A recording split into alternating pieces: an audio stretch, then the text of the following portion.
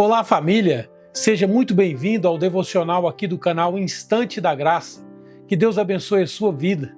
Você já sabe, né? Se inscreva. Se você ainda não for inscrito, clique aqui embaixo, ative o sininho de notificação. A cada novo vídeo que sair, você será avisado. Eu queria tratar com você hoje acerca dos frutos do Espírito. Nós vamos ler o texto que está lá em Gálatas 5, capítulo 5, dos versos 22 a 25. Acompanhe comigo. Mas o fruto do Espírito é amor, alegria, paz, longanimidade, benignidade, bondade, fidelidade, mansidão, domínio próprio. Contra estas coisas não há lei. E os que são de Cristo Jesus crucificaram a carne com as suas paixões e concupiscências. Se vivemos no Espírito, andemos também no Espírito. Queridos, os frutos do Espírito não são apenas virtudes desejáveis. São evidências vivas de uma vida rendida ao Espírito Santo de Deus. E esse texto, ele nos confronta com uma verdade profunda. Quando o Espírito governa o nosso interior, ele transforma o nosso exterior. Amor, alegria, paz, longanimidade, benignidade, bondade, fidelidade, mansidão e domínio próprio não são produzidos pelo esforço humano, mas pelo fluir da presença de Deus em nós.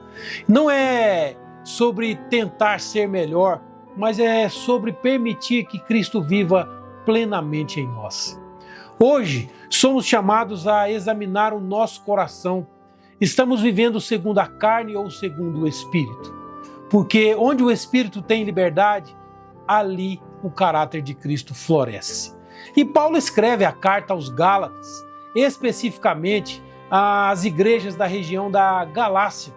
Nos dias de hoje é a Turquia.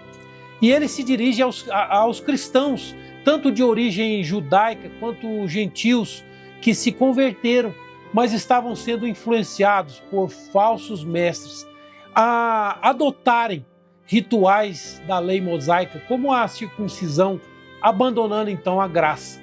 Então, Paulo, ele fez um despertamento àquele povo, a fim de torná-los mais do que vencedores, de tirá-los da influência do mal e colocar sobre eles a responsabilidade de viver o cristianismo.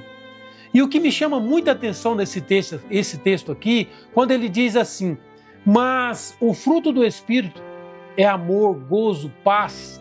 Agora fala sobre fruto. E fruto é resultado. E aqui é o resultado do relacionamento com Deus.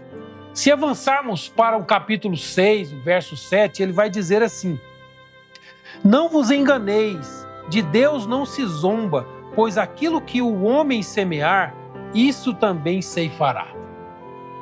Eu gostaria de pontuar 3 coisas aqui. Primeiro, eu tenho uma impressão de que Paulo, depois de falar tantas coisas, ele desafia o povo.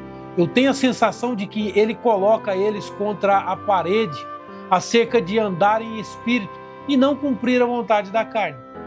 Ele vai falando sobre os frutos do Espírito e quando chega nesse versículo 7 do capítulo 6, ele fala então da necessidade de não se brincar com as coisas de Deus. De Deus não se zomba, aquilo que plantamos, vamos colher. Segundo ponto, Paulo dá esse recado: não erreis, Deus não se deixa escarnecer. Terceiro ponto, aquilo que o homem semear, isso também ceifará. Paulo está colocando aqui argumentos para fortalecer a fé. É como se ele dissesse: olha, está nas suas mãos. Vocês que sabem agora como vocês vão viver. Não erreis. Deus não se deixa escarnecer. Meu irmão, não brinque com coisa séria. Nós estamos falando de vida eterna. Nós estamos falando de uma vida vitoriosa aqui neste mundo e depois a eternidade. Por isso que Paulo chega a um ponto de dizer: Deus não se deixa escarnecer. Tudo que o homem semear, isto também ceifará. Você que sabe que tipo de vida você vai levar, é você e Deus.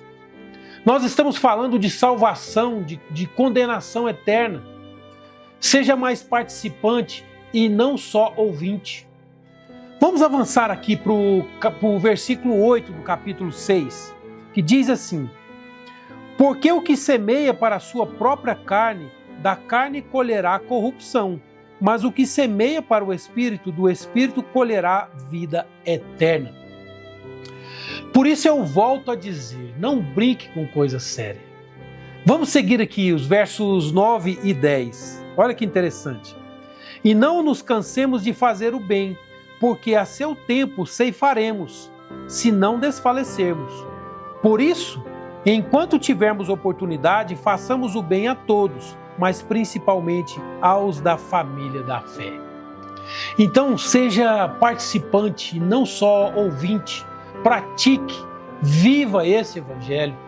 Esse texto também me ensina sobre temor, e o temor a Deus nos leva a portas abertas, nos leva a desafios. O temor a Deus nos leva a viver uma vida abundante, vida de vitória. Amém?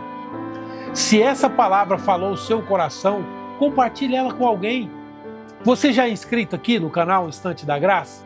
Não? Então aproveite a oportunidade, já clica aqui embaixo, ative o sininho de notificação, assim você será avisado quando surgir um vídeo novo. Deus te abençoe, te ilumine e te fortaleça nessa semana. Fique em paz, até a próxima.